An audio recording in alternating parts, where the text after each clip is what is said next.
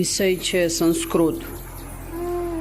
મેં 2021 બોર્ડની પરીક્ષામાં સંસ્કૃતના પેપરમાં કેવી રીતે માર્ક્સ પ્રાપ્ત કરી શકાય અને સારા માર્ક્સ માટે જ આ નાનકડો વિડીયો આપણે તૈયાર કરેલો છે. આ નાના વિડીયોમાં માર્ક્સ 9 થી 10 આપણે કઈ રીતે પરીક્ષામાં કવર કરી શકીએ, તો આ વિડીયોમાં આપેલા જે આઈએમપી પ્રશ્નો છે ને ખૂબ સરળ રીતે સમજી અને ઝડપથી આપણે પાકા કરી લઈએ તો એના દ્વારા આપણે સંપૂર્ણ રીતે આ સંસ્કૃતના પેપરમાંથી માર્ક્સ કવર કરી શકીએ. આ 9 માર્ક્સ પરીક્ષામાં સંસ્કૃતના પેપરમાં તમારી પાસેથી જ જમા પહેલેથી જ થઈ જશે. તો પરીક્ષા સમયે નવાઈ લાગે તેવા પ્રશ્નો ખૂબ જ સરળ પદ્ધતિથી આ વિડીયો દ્વારા આપણે શીખીએ.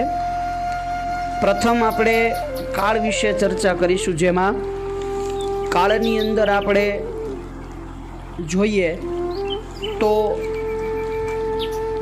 વિભાગ ડી એટલે કે સેક્શન ડી જે વ્યાકરણ વિભાગ છે, એ વ્યાકરણ વિભાગની અંદર પ્રશ્નક્રમ 40 થી 44 વિશે આપણે આજે આમાં ચર્ચા કરવાની છે. આ કોરોના કાળની અંદર લેવાતી ધોરણ 10ની બોર્ડની પરીક્ષામાં એટલે કે મે 2021ની પરીક્ષામાં જે સંસ્કૃતનું પેપર છે, સંસ્કૃતના પેપરની અંદર વિભાગ ડી એટલે કે સેક્શન ડીની અંદર આપણે વ્યાકરણના પ્રશ્નોને સોલ્વ કરવાના છે, જેની અંદર આજે હું આપને 40 થી 44 એટલે કે 40મો પ્રશ્ન, 41મો પ્રશ્ન, 42મો પ્રશ્ન, 43મો પ્રશ્ન અને 44મો પ્રશ્ન, આ પ્રશ્ન વિશે ચર્ચા કરીશ. મિત્રો, અહીં આ જે વિભાગ ડી છે એટલે કે સેક્શન ડી છે, જે વ્યાકરણ વિભાગ છે, એ સંપૂર્ણ વ્યાકરણ વિભાગ છે વિકલ્પોવાળો હશે. એટલે કે એમાં ઓપ્શન આપેલા હશે, જે ઓપ્શનમાંથી આપણે સાચો જવાબ શોધી અને લખવાનો છે. વિભાગ ડીનો પ્રશ્ન 40મો જે વર્તમાન કાળમાંથી જ હશે. તો આ વર્તમાન કાળના આધારે આપણે પ્રથમ તો વર્તમાન કાળના પ્રત્યયો આપણે યાદ કરવા પડશે. તો એ થોડી નજર કરીએ તો એના પ્રત્યયોમાં જોઈએ તો મી વહ મહ, શી થહ થ, તી તહ અંતિ, ઈ વહે મહે, સે ઈથે દ્વે, તે ઈતે અંતે.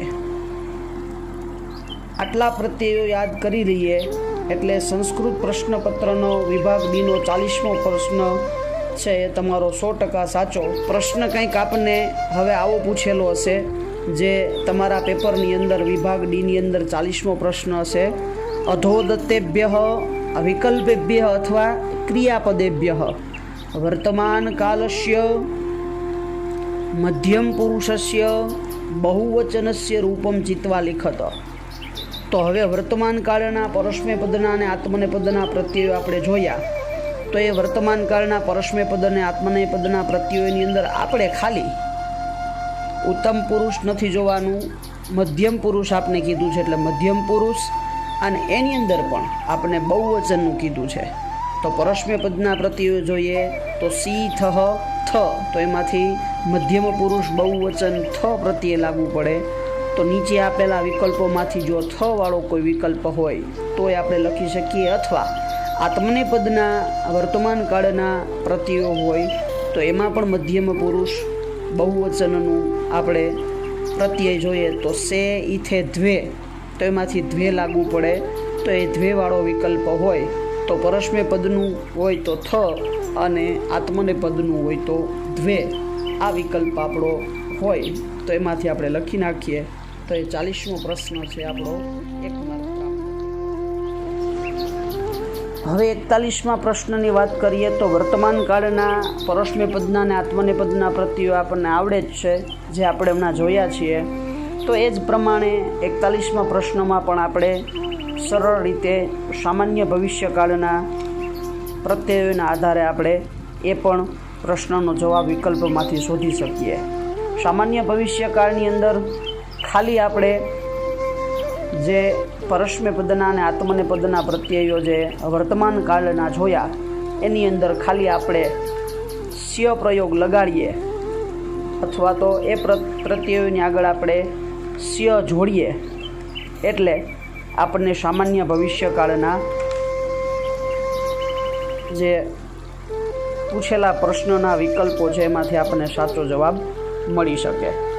તો એમાં પ્રશ્ન આપણને કંઈક 41મો આવો પૂછેલો હશે કે અધોદત્તેભ્ય વિકલ્પેભ્ય અથવા ક્રિયાપદેભ્ય સામાન્ય ભવિષ્યકાલસ્ય મધ્યમ પુરુષસ્ય એકવચનસ્ય રૂપમ ચિત્વા લિખત. તો હવે આપણે સામાન્ય ભવિષ્યકાળના પ્રત્યયોને જોઈએ તો એમાં શ્યામી, શ્યાવહ, શ્યામહ, સ્યસી, સ્યથઃ, શ્યથ, સ્યતિ, શ્યતઃ, સ્યંતિ. અને આત્મનેપદમાં સામાન્ય ભવિષ્યકાળના પ્રત્યયો જોઈએ તો સ્યે, સ્યાવહે, શ્યામહે, સ્યસે, શ્યેથે, શ્યધ્વે, શ્યતે, સ્યેતે, શ્યંતે. તો હવે આપણને પ્રશ્ન અહીં પૂછેલો છે કે ભાઈ સામાન્ય ભવિષ્યકાળ મધ્યમ પુરુષ એકવચન. તો પહેલાંની જેમ જ આપણે અહીંયા કેટલામું વચન અને કેટલામું પુરુષ છે તો કે મધ્યમ પુરુષ કીધું છે ને એક વચન કીધું છે. તો મધ્યમ પુરુષ એક વચનની અંદર આપણે પ્રત્યય જોઈએ તો સ્યસી અને આત્મનેપદની અંદર જોઈએ તો સ્યસે. તો આમાંથી જે નીચે આપેલો વિકલ્પ છે એમાંથી જોઈએ તો એ આપણો સાચો વિકલ્પ આપણને પ્રાપ્ત થઈ જાય. તો 41મો પ્રશ્ન એટલે કે આ પ્રશ્નમાં પણ આપણે 1 માર્ક પ્રાપ્ત કરી શકીએ. હવે આગળ કાળમાં અને પ્રશ્નમાં જોઈએ તો પ્રશ્ન 42માં આજ્ઞાર્થ કાળનો પ્રશ્ન હશે. જે પ્રશ્ન કંઈક આવી રીતે આપેલો હશે: અધોદત્તેભ્ય વિકલ્પેભ્ય અથવા ક્રિયાપદેભ્ય આજ્ઞાર્થ અન્ય પુરુષ દ્વિવચનસ્ય રૂપમ ચિત્વા લિખત. મિત્રો, અહીં એક ખૂબ સારી વાત છે, ચિંતા કરવાની જરૂરિયાત નથી. અહીં આ પ્રશ્ન નંબર 42 અને 43ની અંદર ખાલી અન્ય પુરુષ એકવચન, દ્વિવચન અને બહુવચનના પ્રત્યયો જ આપણે યાદ રાખવાના છે. એટલે એ પ્રશ્નોના માર્ક્સ પણ તમારા પાકા. તો આ આજ્ઞાર્થના પ્રત્યયોને આપણે યાદ કરીએ. અહીં પ્રશ્નની અંદર આપણને અન્ય પુરુષ દ્વિવચન એવું કીધેલું છે, તો એ આપણને પ્રત્યયો આવડવા જરૂરી છે. તો એ આજ્ઞાર્થ કાળના પ્રત્યયો એટલે કે 42મા પ્રશ્ન માટેના પ્રત્યયો છે. તો એની અંદર અન્ય પુરુષની અંદર તું, તામ, અંતુ અને તામ, ઈતામ, અંતામ. તો આ પ્રશ્ન પ્રમાણે આપને પૂછેલા પ્રશ્ન પ્રમાણે અન્ય પુરુષ દ્વિવચન આપણે જોઈએ તો અન્ય પુરુષ દ્વિવચન પરસ્મૈપદનો વિકલ્પ હોય તો તામ આવે અને આત્મનેપદનો વિકલ્પ હોય તો ઈતામ આવે. આ બંનેમાંથી જે વિકલ્પ સાચો હોય એ પ્રત્યયો આવડતા હોય તો આપણે એ વિકલ્પના આધારે આપણે 1 માર્ક પ્રાપ્ત કરી શકીએ છીએ.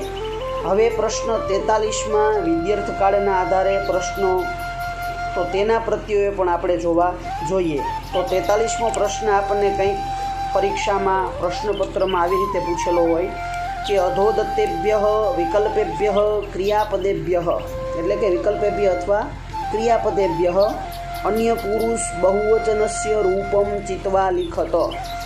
તો અહીં આપણને અન્ય પુરુષ બહુવચન કીધું છે. તો પહેલાંની જેમ આપણે આજ્ઞાર્થ કાળના જેવી રીતે પ્રત્યયો યાદ કર્યા હતા એવી રીતે વિદ્યાર્થકાળના પ્રત્યયો યાદ કરવાના છે. અહીંયા પણ આપણે ખાલી અન્ય પુરુષના 3 વચનોને જ યાદ કરવાના છે. અન્ય પુરુષ એકવચન, દ્વિવચન અથવા બહુવચન. તો એમના પ્રત્યયો છે પરસ્મૈપદમાં ઈત, ઈતામ, ઈયુહુ અને ઈતો, ઈયાતામ, ઈરન. તો જે આપણે આ નીચે આપેલા વિકલ્પો છે એમાંથી જે આપણને પ્રશ્ન ઉપર પૂછેલો છે અન્ય પુરુષ બહુવચન, તો અન્ય પુરુષ બહુવચનની અંદર પરસ્મૈપદ હોય તો ઈયુહુ અને આત્મનેપદ હોય તો ઈરન એ પ્રત્યયો લાગેલા હોય એવો આપણને ધાતુ પ્રત્યય આપેલો હોય તો એ વિકલ્પોમાંથી શોધીને ઝડપથી આપણે લખી શકીએ છીએ અને એ પણ આપણે 1 માર્ક પાકો કરી શકીએ છીએ. તો હવે 44મો પ્રશ્ન આપણને પૂછેલો હશે.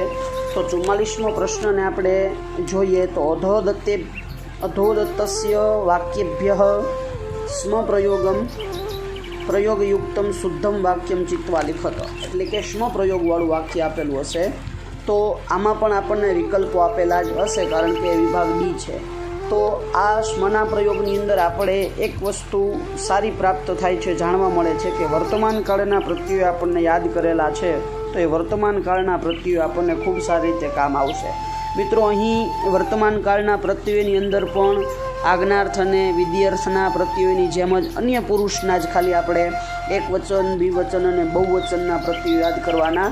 એટલે કે અહીં આપણે જો વર્તમાન કાળના સ્મ પ્રયોગના આધારે સ્મ પ્રયોગમાં ફેરવવા માટે થઈને યાદ કરીએ તો તી, તહ, અંતિ અને તે, ઈતે, અંતે આ પ્રત્યયોને યાદ કરીએ એટલે આપણે નીચે આપેલા પ્રશ્ન ક્રમ 44ની અંદર સ્મ પ્રયોગમાં ફેરવવા માટેના વિકલ્પોમાંથી આપણે સાચો વિકલ્પ શોધી અને લખી શકીએ છીએ.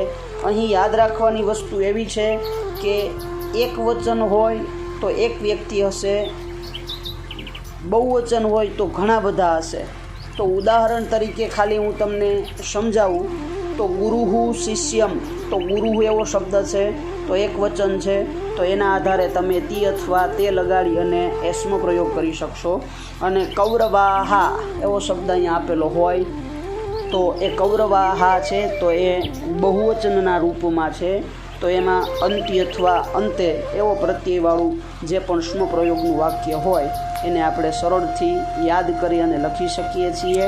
અને જો આ બધા જ પ્રશ્નો એટલે કે વિભાગ ડીની અંદર 40, 41, 42, 43 અને 44 કુલ આપણા 5 પ્રશ્નો થયા, અને 5 પ્રશ્નો એટલે આપણા 5 માર્ક્સ છે કમ્પ્લીટ થઈ ગયા. તો આ 5 માર્ક્સને આપણે ખૂબ સારી રીતે પ્રાપ્ત કરવા માટે, ઝડપથી યાદ રાખવા માટે આ વિડીયોને વારંવાર જોવો ખૂબ જરૂરી છે.